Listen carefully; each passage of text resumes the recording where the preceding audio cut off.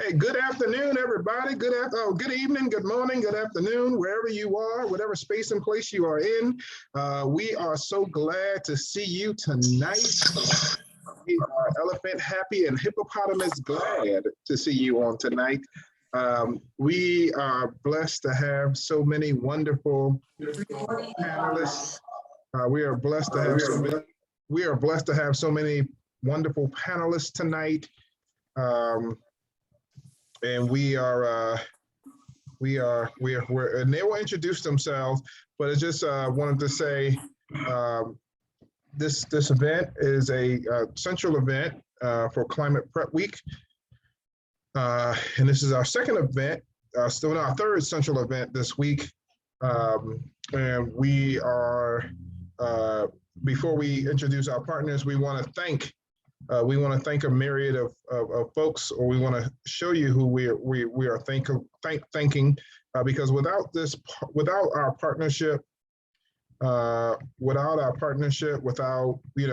the many folks that we worked with to bring this together, this would not have come together. And we will show you a slide here in just a second. Thanking folks. All right, so let me share my screen, and then we will get into our panelists. So we want to thank the many organizations that have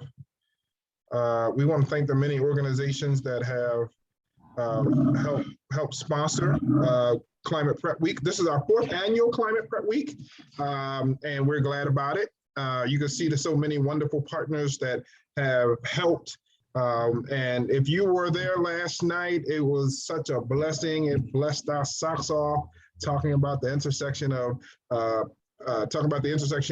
public health, community, and climate change, and giving us a little bit of hope. But it's okay if you missed it last night, because we do have the recording. But tonight, you are in for a treat. But before we get into tonight, I want to share that tomorrow we have an event with Dr. Aaron Hartman, and we will talk about the effects of climate change on the ocean and human well-being. Dr. Hartman is a professor over at Harvard, and he will be joining us tomorrow, and we're just so glad about it. And time won't allow me to read his lengthy bio. We'll save that for tomorrow. But let's deal with what we have tonight. We've got some powerhouses tonight, from the national level, from the city level, from the grassroots level. Oh my. When grassroots level works together with the city, it also works together with the federal. Oh my, what a wonderful change we will be. So I'm going to ask each person to introduce themselves and give an overview of your work and organization, and you can take 2 to 3 minutes each. And we have the wonderful Molly Henry and the wonderful David Meshoulam, and the wonderful Maggie Owens. And I'm going to start off with David. If you could share a little bit about us, your organization, and then you can pass it over to the next person. Hi, thank you. And it's a pleasure to be here, Reverend Walker. Always a pleasure to be with you, even when only virtually. My name is David Meshoulam. A couple of years ago, I founded an organization called Speak for the Trees Boston, and I'm currently executive director of the organization. And we work at the community level to amplify the importance of urban forestry in the city of Boston. We do things like tree plantings. We have a youth conservation corps we run. I'll talk more about that later this evening. We really are trying to transform how people think about and relate to trees in the city of Boston. And we partner very closely with 2 wonderful people who are here today. I hope we're not overusing that word wonderful, but they are wonderful. And maybe we'll work our way up the ladder. And I'll pass the baton over to Maggie Owens. Thank you, David, and thank you, Vernon, for having me, and everyone. Really exciting to be here. My name is Maggie Owens. I'm a planner for the Parks Department. I've been with the department for about 2.5 years, and work on all sorts of really interesting things, looking at how well the park system is serving everyone, what might need to change, and even also data management, so you can have access to all the information relevant to your enjoyment of the park system and understanding even our trees. So I'm also the project manager for the urban forest plan, which I'll be talking a little bit about today. So with that, I'll hand it off to Molly. Hello all, and I'm so pleased to be co-presenting with these great speakers, and thank you, Vernon, for organizing and putting this all together. My name is Molly Henry. I'm the Senior Manager of Climate and Health for American Forest. Fun fact, we're the oldest national nonprofit conservation in the United States. We've been around for a really long time, almost 150 years. And the organization is based in Washington, D.C., but we do have a number of staff that is located throughout the United States, including myself, and I'm based in the Providence, Rhode Island area. So a pleasure to be here. Wonderful, wonderful. Thank you so much for that. And we got you all spotlighted now. We wanted to get you spotlighted earlier. So I'm going to start with you, Molly. Y'all are in the spotlight. Woohoo! And maybe you could tell us, about your work, Molly, and I understand you have a poll for us and how it ties in the urban forestry plan. So we're going to turn it over to you and share with us. Yeah, thank you so much. I am going to share my screen. So let me just set that up real quick. All right, and the obligatory, can you see this? Perfect, okay. So yes. Molly, I'm just gonna point something out before you begin. Yeah. Sorry. Even though you're the oldest environmental nonprofit, you're still using your old logo. Oh, this is true. We did get a new logo and new branding, and we haven't gotten the new templates for the PowerPoint. So thank you for pointing that out. It is a very hip, modern logo that will no longer look like this. So note if you see American Forest with a different logo. Thank you. So today I'm going to be talking about the tree equity program that we have in American Forest, and working closely with David on things around tree equity have been for a number of years. My colleague Eric Candela was previously, and then the city of Boston is really taking a big equity lens with their urban forestry plan. So very, great timing to have this conversation. So especially in terms of climate change, when we look at urban heat islands and the severity of localized heat that we have from pavement and impervious surface, we see rising temperatures. So as there's more severe heat waves, longer heat waves, we're seeing the effects of urban heat islands even more. And unfortunately, where there are trees and where trees exist, the temperature is cooler, but where trees do not exist, it is hotter. And we can see that over and over again. This is just a map of Rhode Island because of the pilot project that we did in Rhode Island. I'm going to be using it as a model to talk about tree equity. But hold on, let me just advance my, not going. Okay, there we go. So this has some huge implications too that is really rooted in redlining as well, which was a process where banks and other institutions are really refusing mortgages and offering worse rates even to customers based on their race and their ethnic background. And it was a clear example of institutional racism that no longer is legal today, but we still see those effects today. And oftentimes people of color in formerly redlined neighborhoods are not seeing the benefits of trees. And many of those benefits being looking at reducing urban heat islands and the impacts from that, but also things like flooding, air quality, mental health. So those neighborhoods are still seeing the effects of redlining today.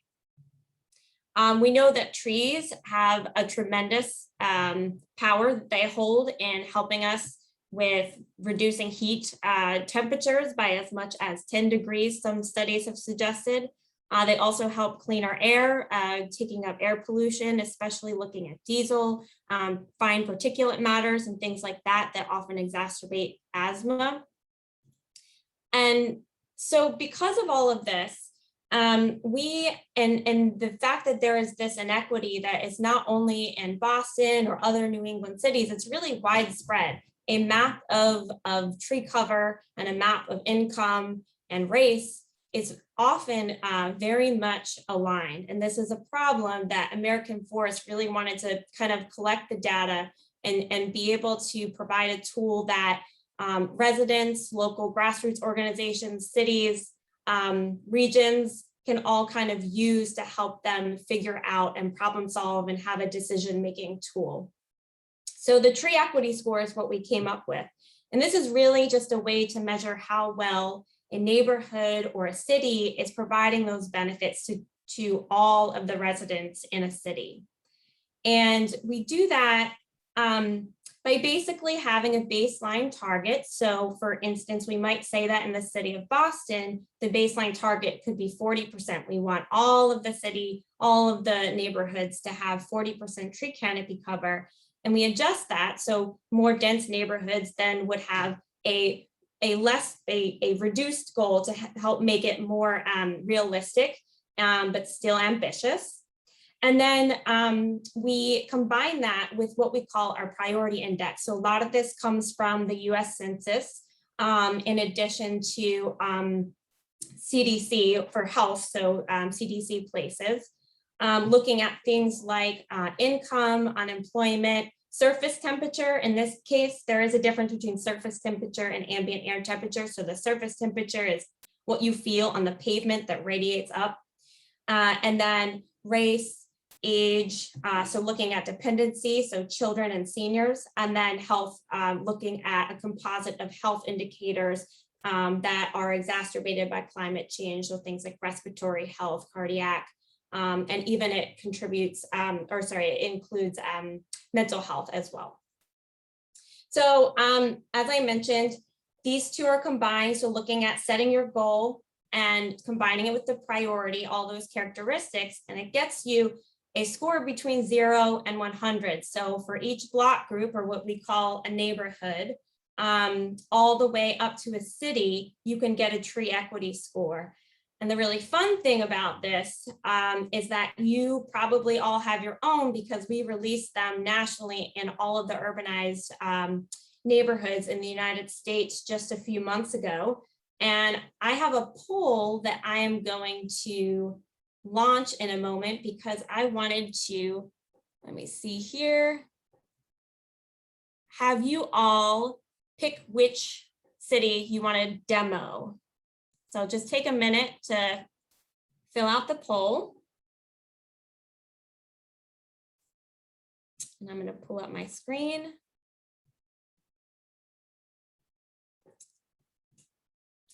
And then I'm going to end it in about 10 seconds.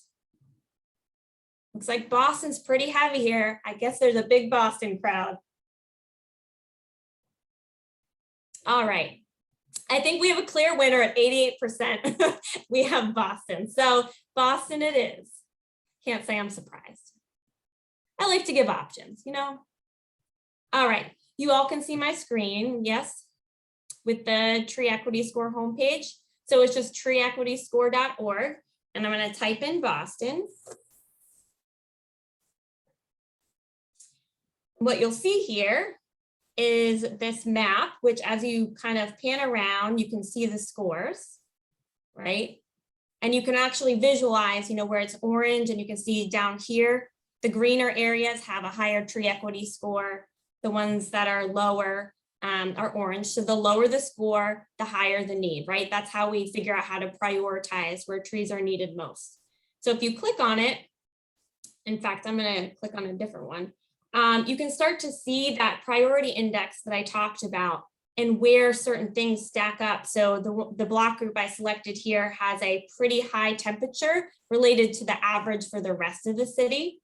Same thing is relatively true for the health index and the population that's in poverty, as well as people of color at 82%.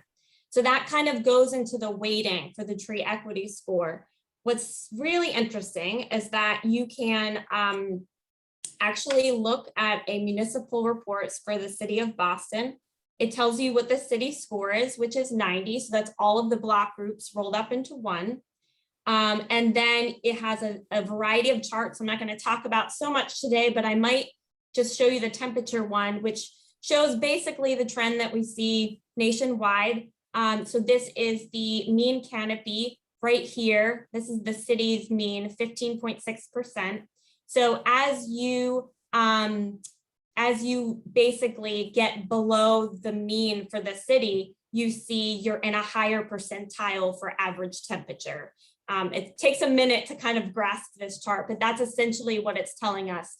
So it's kind of what you would expect for the most part, but some of these other ones are interesting when you look at other cities and how tree canopy plays out with poverty and people of color. You can see you have not a lot of neighborhoods with lower tree equity scores, like super low. Most of them are in the 90 to 99 range. This is the super interesting part. You can actually build somewhat of a scenario to use the slider, and it'll show you as you add canopy, if you wanted to set your tree equities, all of your neighborhood's tree equity scores to 85, shows you need over 78,000 trees. You need it in 91 of the 550 block groups. And these are all of your ecosystem benefits. So great for making a case. And also, I'll point out one other thing before I turn it over. So you can actually, there's a congressional report that you can generate. So this is for, whatever district that you select. And within that, I have to pick it again, you can actually, it links directly to the page so you can see who your representative is and you can contact them. So a great advocacy tool there. And lots of other things I'll just point out. There's some filters to help you figure out, where you want to find neighborhoods that are lower tree equity score, higher temperature. You can really start to pinpoint. I think I went too low on the tree equity score, but you can see super, super interesting interactive tool. I'll put the link in the chat for you all if you want to play around with it. And I'm going to hand it over to Maggie. Thank you so much. Thank you, Molly. That is a very cool tool. Wonderful, very accessible. So now I'll share my screen and I will also ask the traditional question. You can see my presentation? Yes, okay, cool. All right. So as I mentioned, I'm the project manager for the Boston's first ever urban forest plan.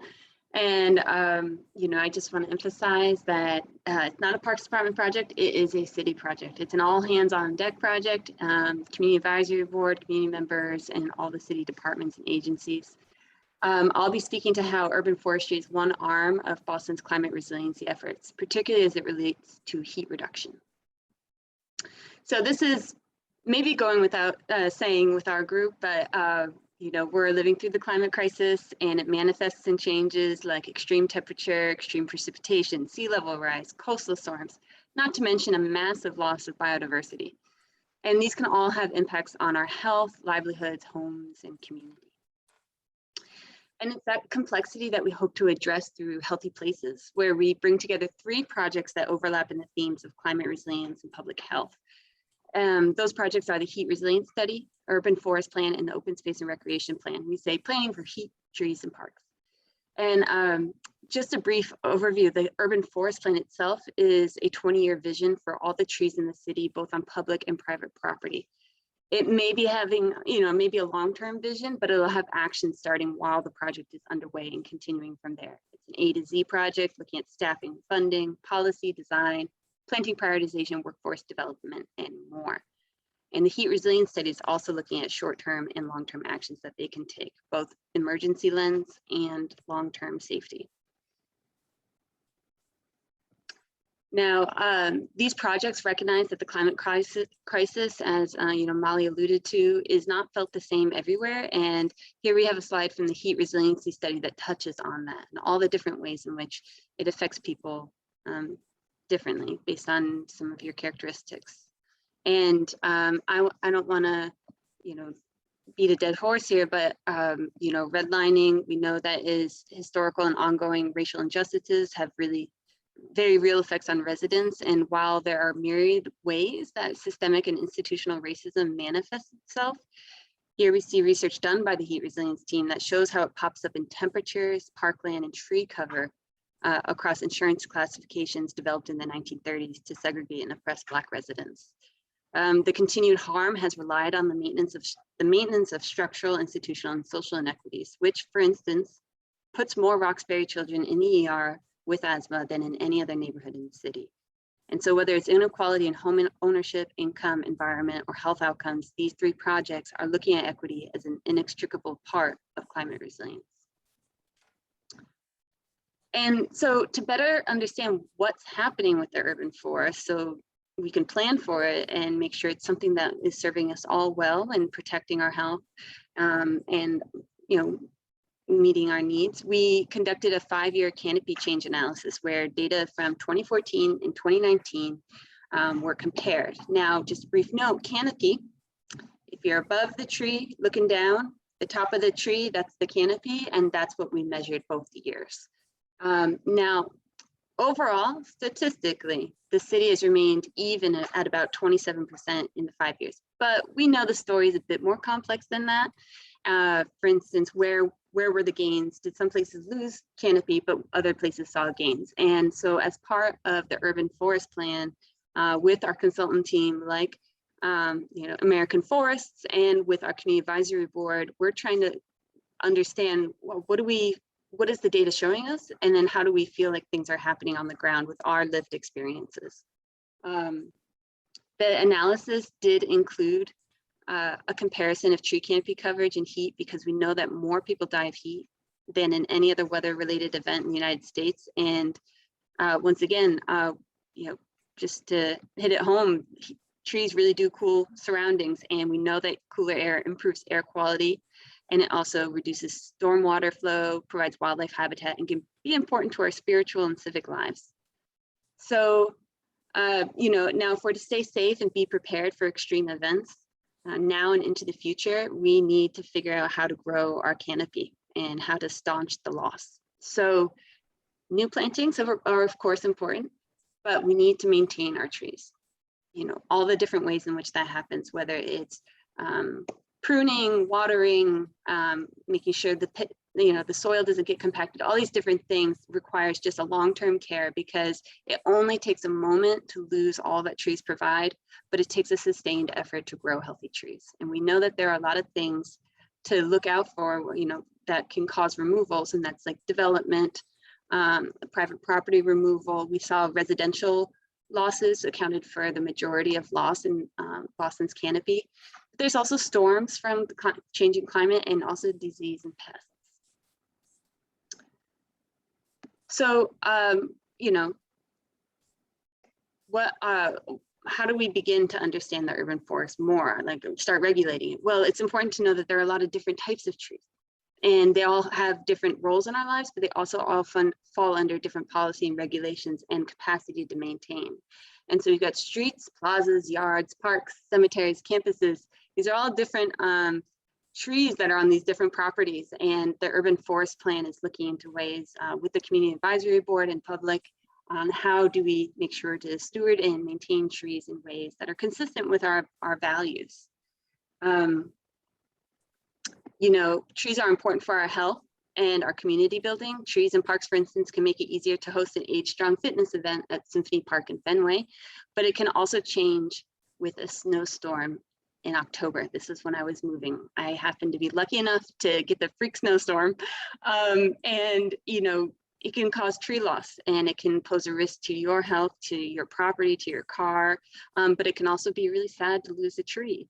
And so the urban forest plan is trying to figure out ways through policy, staffing, workforce development, how to respond to these sorts of changing emergencies and to keep you safe. So what is the first part of kind of developing an urban forest plan and making sure that our urban forest is climate resilient? It's community building. And through that, the community advisory board. We need to get the right people to the table, and social resiliency at the large scale relies on having representation and pathways for voices to be heard in governance and meaningful influence over the work. And while not a substitute for regular conversations, both the heat resiliency study and urban forest plan have community advisory boards to advise the work. It's really important relationship building and important not only for the short term, but the long term. We have these 3 different bodies, of which David is a part of the community advisory board. Thank you. And we just had our 3rd workshop, so it's pretty exciting. If you would like to learn more about it and even read some of the notes from the meetings, that is available online on the project page. But we're all looking at other aspects of what it means to have an urban forest that represents our needs, and that is collective storytelling. Trees are designed, managed, and regulated in ways consistent with our diversity of cultures and experiences. And in our minds, this storytelling, like this story from Chief Mariama White-Hammond, is really going to make the plan better and keep us all safer as the climate changes, because we need the range of ideas and values to make this plan work. And so you're welcome to also post your story through Photo Voice, and we have instructions on the website if you like. It'd be really cool to see what you have to say. And I'm wrapping it up. Now, all in all, what do we know so far? So I've kind of laid the groundwork. Why do we need the urban forest plan? What's it going to do? Well, what do we know so far? Well, the Community Advisory Board has given us a lot of great ideas. There's been a lot of discussions, and this is just a sliver of the ideas, and you can read about them more online. But there's all these different pieces about how we could maybe change the dynamics and make sure that we're growing our forest, and considering pests and heat and all those things. And one thing that's not on here is just something that Reverend Walker opened up with, is all the community groups that make all this possible. And I actually want to exit out of here real quick and show just this list of community advisory board members and their affiliations.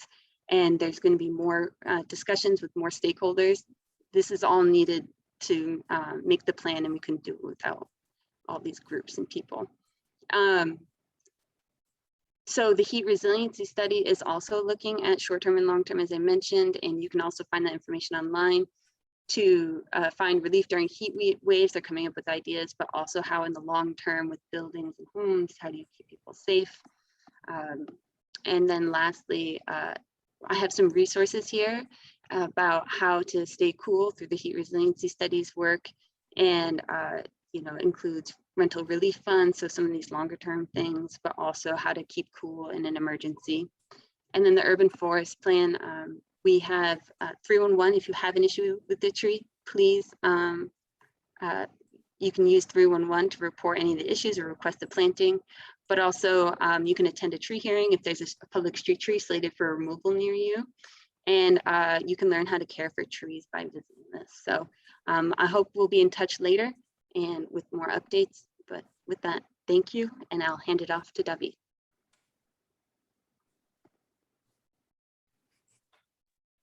Thank you both. I feel like I have nothing to add, and I just want to fill in some details. You guys have set the table beautifully in terms of, honestly, when I first entered this sphere of urban forestry, I didn't even think there was such a thing. I just wanted to go around and celebrate trees. And I met people like Molly over at American Forest. I heard about jobs like what Maggie has. And there's a movement out there nationally, especially around urban forestry. In some cities, urban forestry has been a thing, I think, more established thing for 40 years. I know that, for instance, in LA, there's been a nonprofit doing a lot of urban forestry work. So I'm really grateful for those who have come before and those who have laid the groundwork for this. And I'm excited to see the work that's going on in Boston, thanks in large part to the urban forest plan. I want to just take a couple of minutes to share with you the work we're doing. And I think there's great synergy here in what you saw from Molly's work and Maggie's work. and how we're actualizing some of the issues around tree equity. And I know Molly shared with you the American Forest Tree Equity Score Map.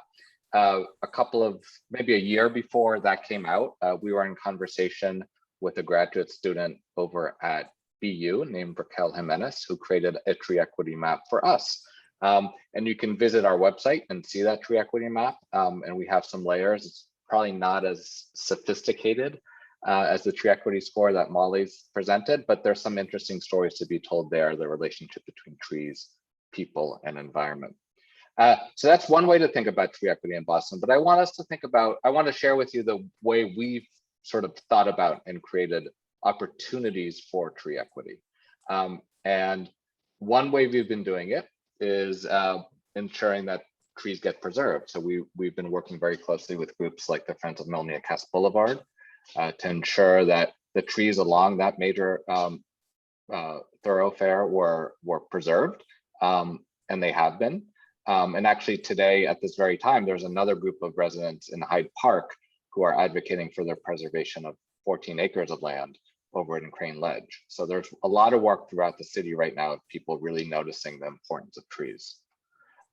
We do tree plantings, and there's your colleague Eric, Molly, at our tree planting event a couple of years ago in Hyde Park, bringing people together to plant and celebrate trees. And then we also work a lot with youth and talking about workforce development and opportunities. When we think about tree equity, it's not only the distribution of trees, but it's a distribution of opportunities. So I think Maggie and Molly would agree with me. There's lots of challenges here that we face as we think about how we're going to build and sustain Boston's urban forest. There's lack of knowledge. That's both institutional knowledge, but also knowledge of residents.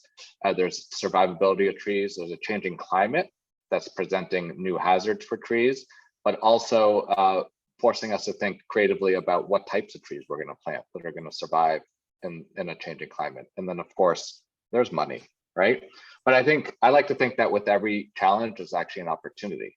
So how do we educate people and celebrate trees, bring people together? How do we teach people to help us increase the survivability of trees? How do we think about planting new trees for a changing climate? And then how do we connect resources? And I'm just going to go through some of those. I'm not going to share for lack of time. We've collected a couple of tree stories. One of them here is by a woman named Robin Williams, who lives in Hyde Park, who talks about the little seedling she picked up and planted in her yard, and you'll see it now. It's a huge tree. It's a 4-minute video. I'll drop the link in later. But we want to celebrate the trees not only for the importance they serve our spirits and our souls, but also for the ecosystem benefits they provide, like cooling our streets and removing pollution. And there's great ways to celebrate together on that. I'm gonna have to skip this, but here's Robin, and we have a series called My Trees, Our Stories. We're also educating youth, and I will share this video because it's just released. Oh, I might have to share my audio too. How do I, you know what,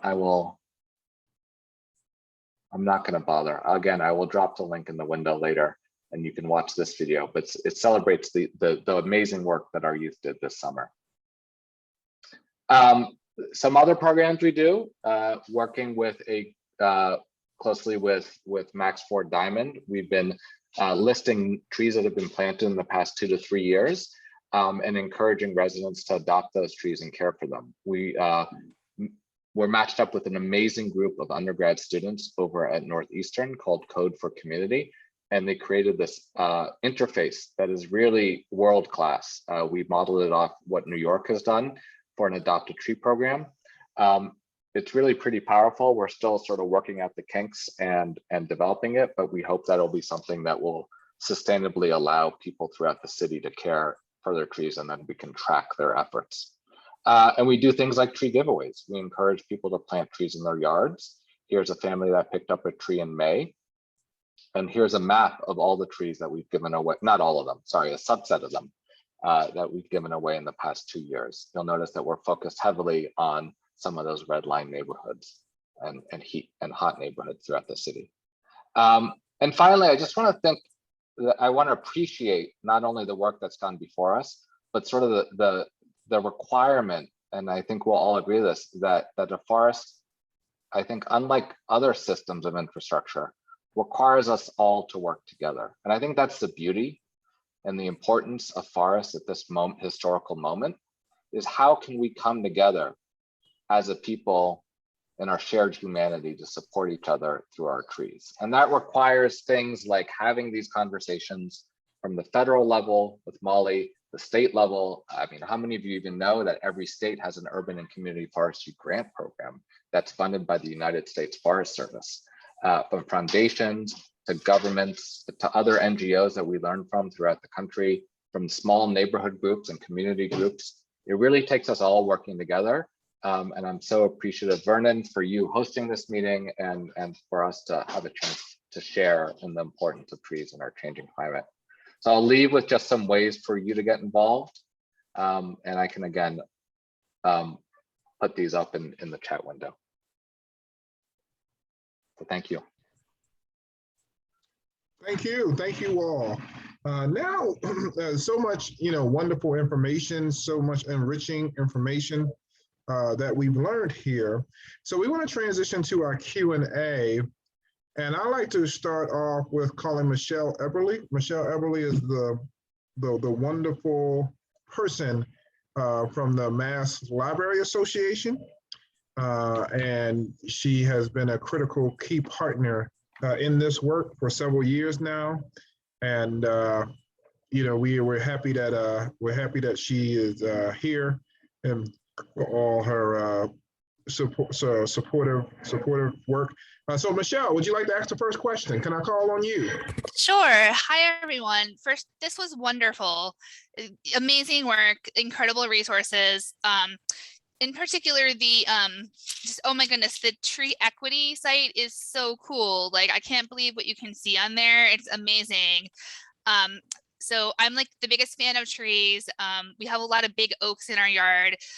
So like we had to do a lot of maintenance on trees. So I've ended up from this house having to learn a lot about trees, like how to save trees that need cables and all sorts of stuff like that, how often to prune them.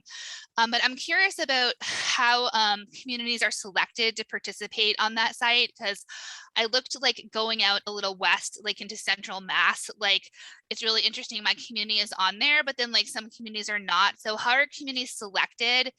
And it was even interesting just outside of the city to see where there's tree inequity. So I'm fascinated with how communities are selected and if that's going to be expanded even further. Yeah, that's a great question. So the data that we had was for all of the US census defined urbanized areas. So I'm not quite sure where you live. Most of Greater Boston is on this map. But there are some gaps too. And it's in particular where there is no population in a block group, like say it's an airport or something like that, or a body of water, you're gonna see some blank spots on the map. But yeah, I can't speak because I don't know exactly, where you are, but I'm seeing there are some areas outside of Boston that do not have, the tree equity score because of that reason. It's not an urbanized area. And I don't know of any plans to expand that because mostly we're working on urban forestry projects. Although American Forest has a arm where they work primarily on natural forested landscapes. So maybe in the future, but this is 1.0, so maybe more to come.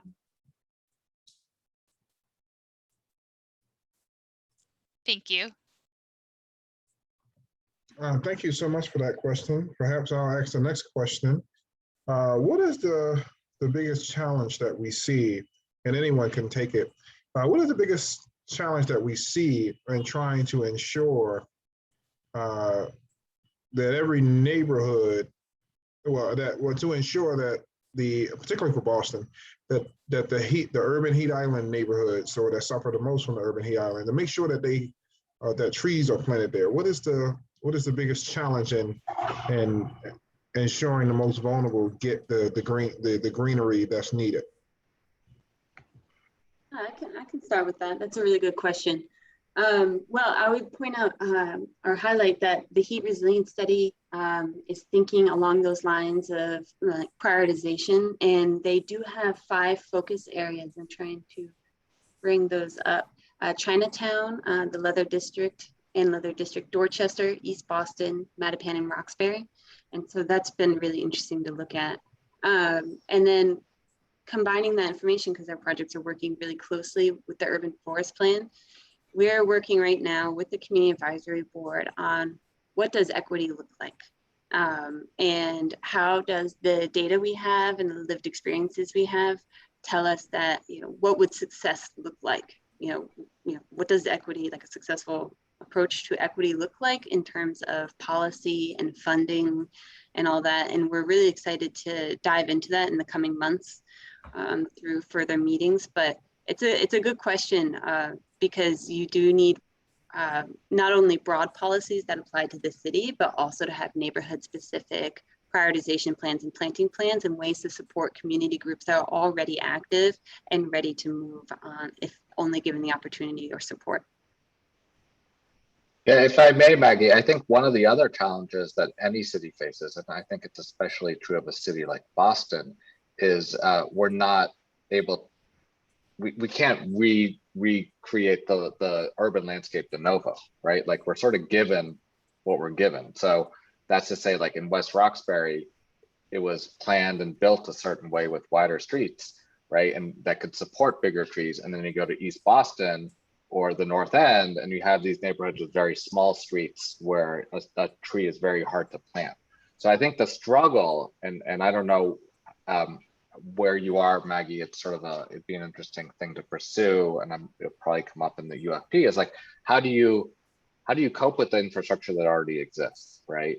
Because there's only so much canopy that a North End will be able to support because of the infrastructure that's there. And that's going to be a challenge, I think, for any city. Thank you so much for bringing that up. Yeah, that's a really good point. And, I've heard recently, there's some areas that have above ground utilities, and that can be really challenging for trees. So yeah, a lot of urban design considerations and, traffic and such can take out trees. So that can be really challenging. And with these historical injustices, you get some of these more underinvested landscapes that are harsh for trees. And then also differences in rental and owner units. You'd have to get landlords on board with managing and planting trees in some areas, and others you might have the owner. So lots of considerations like that.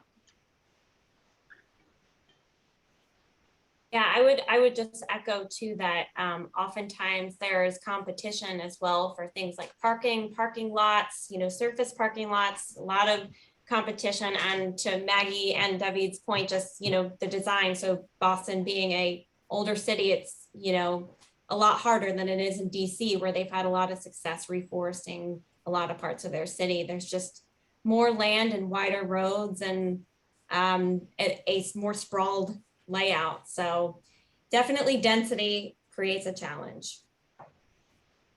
Sorry, and I don't want to say too much, but last piece is there's always projects happening throughout the city as well. And so that's why it's great to have an intergovernmental working group as part of the CAB that all across the departments, people will be up to date and helping shape the urban forest plan, so that when say like a Blue Hill Avenue project comes along, they're on board and ready to integrate the recommendations of the project and to do so in an equitable way. So that's also a great piece. Thank you. We have a question from the chat, y'all. And you could take your time, and each and every one of you can take a stab at it, or if you like, or I have an answer to that. Is that Michelle's question about public libraries? Yeah, any plans to partner with public libraries in the Boston area for planting trees? I was just stating the question for our Facebook audience. So yes, the question is, plans to partner with public libraries in the Boston area for planting trees? Thank you. Take it away. So I have a fun project. So the Boston Public Library, we hosted them at an Arbor Week event in April, and they created a wonderful resource guide called a LibGuide, filled with resources about trees, both literature, historical artifacts, tree guides, and I'll drop that link. And they've been just such great partners for us. And one thing we're trying to do for next, I'll give a little teaser here, for next Arbor Week, is we want to do window displays and engagement activities in different libraries throughout the city. And we're thinking about like library branches, right? And having different library branches host Speak for the Trees as an educational site. I don't know, it's a great idea of tree planting. I think Maggie understands sometimes how better than I, how these public projects work, and sort of the complexities of planting trees on public land requires a lot of time and community planning. So if there's ways or sites that are, you know, shovel ready, we're always ready to support projects like that.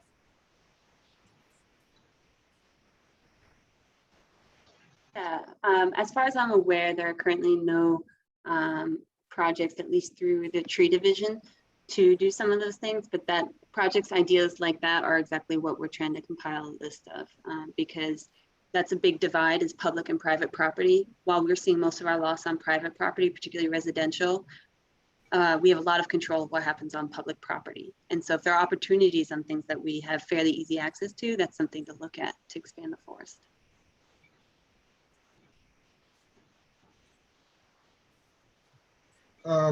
Question for Molly. Have you seen in other cities in America where libraries have partnered with tree planting groups or with the city to promote promoting trees or creating more green space? Yeah, so I primarily, for the last, or I should say for 2 years, I did work in Rhode Island. The last 6 months, I've been kind of spreading out my geography a little bit more, but we have partnered with the library. I know in particular in Providence, there's a neighborhood planting group called the Providence Neighborhood Planting Program, who actually has a cost share program with the city.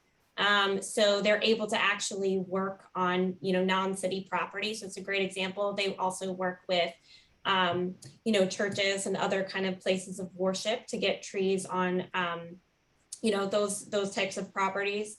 And funny enough, I'm not going to tell you who it was, but there was a librarian that said no to a tree planting that was offered to them for free. So that happens too. But mostly it is a big win, and you know, the libraries want it, and I mean, who doesn't want to read a book under a tree, right? So yeah, there's definitely some synergy there.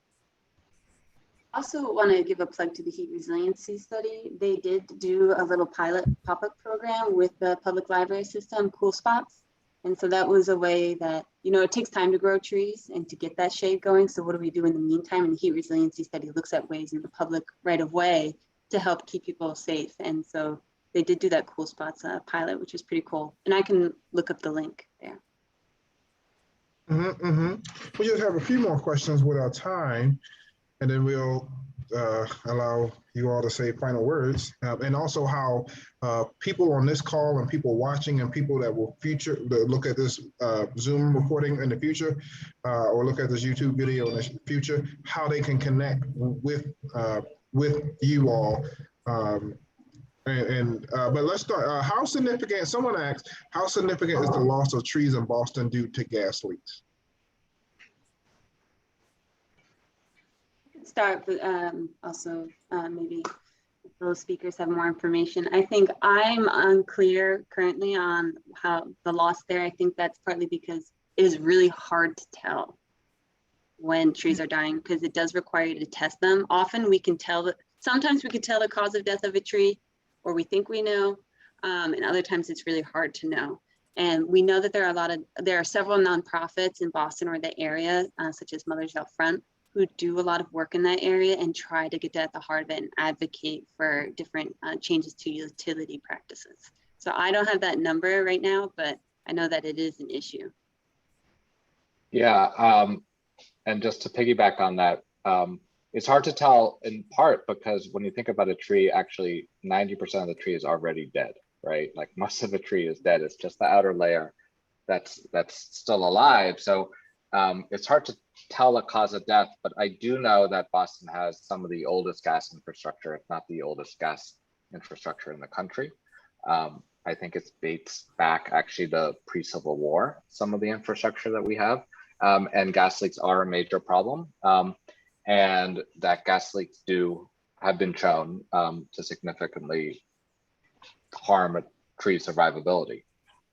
How big a problem, I think, is an open question. I think it's pretty open and shut that, like, yes, excessive gas will harm a tree and eventually choke it to death. Not to just echo what Maggie said, not only is there mothers out front, but there's actually a couple of other groups, including HEAT and the Gas Leaks Allies, and a professor over at BU named Nathan Phillips, who have been doing a lot of research in this area. There's a study that was done in Chelsea, I think released a year or two ago, that pretty much proved or as strongly correlated gas leaks to tree health and tree mortality. So,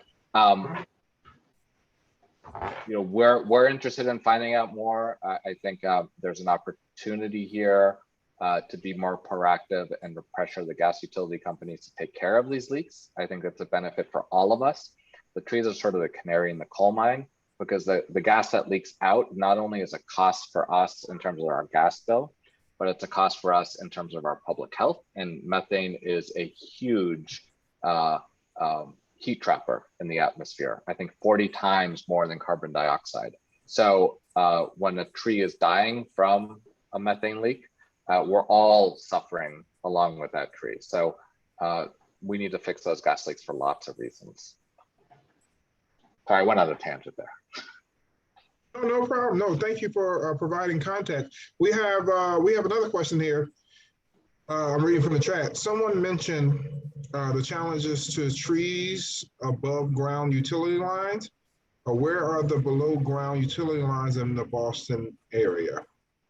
And then the person said, didn't know that there were any.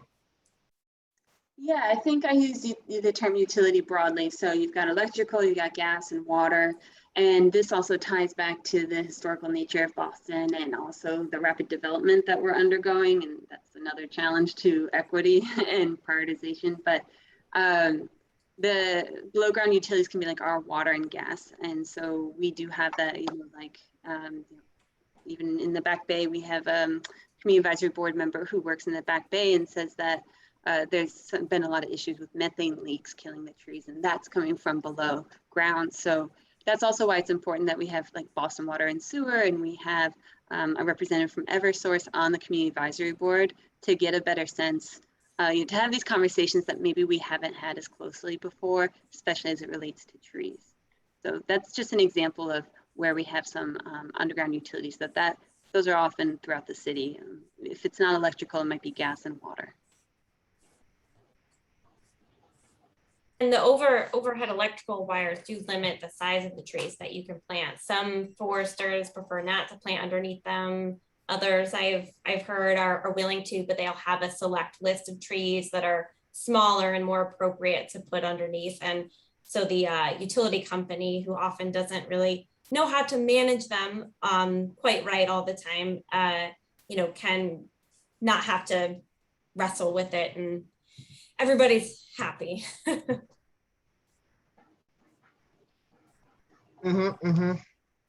Thank you for sharing that. Well, we want to conclude. We want to be respectful of people's time, and so we'll just close with you all to provide ways in which people can get involved with your organization. And someone may be wondering, well, when is the program finished? Well, I'm glad you wondered that. We often say we'll be finished as soon as we're done. And as soon as we're done, that's when we'll be finished. But we're going to do everything in decency and order. in this manner. So yeah, so if you want to take it away, please let people know how they can get involved in your organization or your website, or how they can tap more into the city, and then any final thoughts, and then we will conclude this event.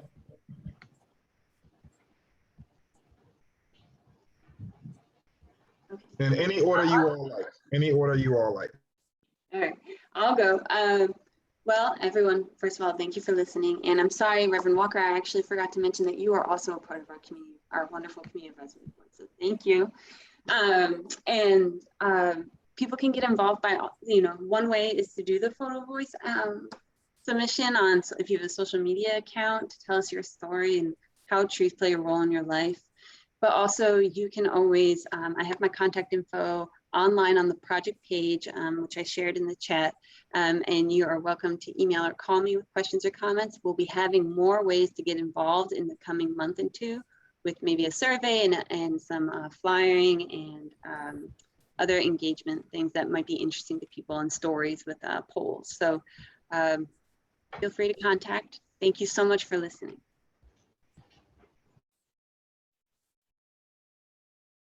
All right, I'll let Debbie take us home, so I'll just go next. So yes, thank you so much for having me, Reverend Walker, everyone for joining, and everyone who I can't see who's on the live stream. So for American Forest, there's americanforest.org. There's lots of information on our different programs and more information on Tree Equity Score. We have our own page within the American Forest website. And then we also have just the standalone treeequityscore.org, which is the tool that I demoed today. So definitely would recommend exploring that more. If you have questions, there's actually a form page if you have technical questions or other questions on how you can get involved. That's a great way to reach us. And explore away and contact your representatives and say that you need more trees where they're needed, where the data tells you. So. And yes, I just wanted to echo, thank you, Reverend Walker and crew, and so glad that you all could join us today. This has been sort of a Boston Northeast centric conversation, and I know there might be people out there who are not from Boston specific. There are lots of organizations I have found, and maybe it's because I'm closer to it now, but I really think that there's more and more interest around urban forestry locally and nationally. Just in the past year, there's been a group in Quincy, there's been one in Winthrop. There's a lot of activism out there. So if you don't see your community here, there's a good chance that your community does have folks involved and interested in this. And I encourage you to reach out to me or to Molly or to Maggie. We might be able to connect you to folks in your community. I just also wanted to say, these are anxiety provoking times, really sort of scary stuff that's going on nationally and globally, and climate change. We all have climate anxiety, at least I know I do. And I am just so grateful that we can come together around something as beautiful and as nurturing and as hopeful as a tree. And for me, it sustains me, both physically, but also mentally and spiritually. And I'm just grateful that you all could join us today to explore how it is that we can broadcast that to others and really better the lives for all of us and all of humanity. So thank you. Thank you all. Thank you all for being here. To our panelists, to our esteemed panelists, thank you. Thank you for the participants. Certainly you could have been anywhere in the world, and literally you are anywhere in the world. You could be doing anything at this moment, but you decided to be with us. And we're so grateful, and we never take it for granted that you decided to spend a little time with us. And we hope to continue to be in touch. And there are ways to get in touch with the amazing speakers and panelists here.